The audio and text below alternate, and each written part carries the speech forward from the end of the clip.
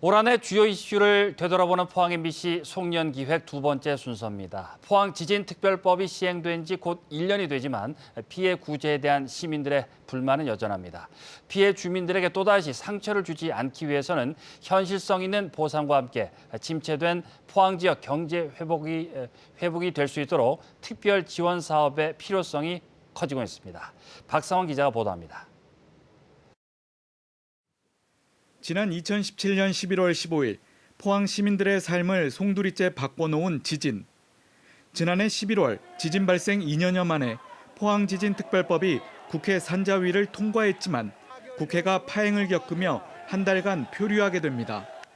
천신만고 끝에 지진특별법은 지난해 12월 28일 국회 본회의를 통과합니다.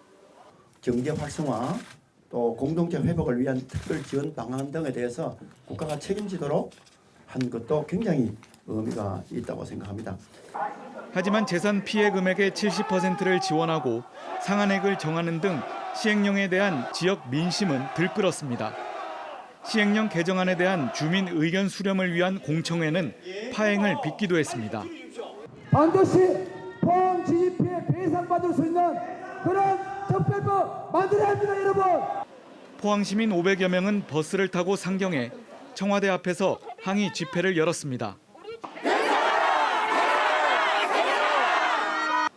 포항 시민들의 거센 반발과 포항시의 강력한 요구에 70%였던 지급 비율은 80%로 조정됐고 지난 9월 1일 지진특별법 시행령이 시행되며 한창 피해 구제 신청이 진행 중입니다.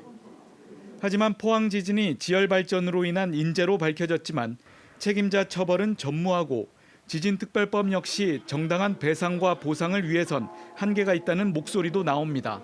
은영인 그들이 누구인지도 지금 주민들이 모르고 있습니다. 포항 시민들은.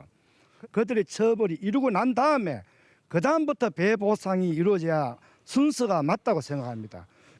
이에 포항시는 20%를 보전해주기 위한 지방비 분담 근거와 손해배상 소멸시효를 3년에서 5년으로 연장, 한 달 안에 재심의를 신청할 수 있는 피해구제 내용의 시행령 개정안을 통과시킬 예정입니다. 피해구제 지원금 최초 지급 시기는 내년 3월쯤이 될 것으로 보입니다. 3년이 지났지만 지진이 남기고 간 상처는 아직도 아물지 않고 있습니다. 정부의 진정한 사과와 정당한 배상이 무엇보다 필요해 보입니다. MBC 뉴스 박상환입니다.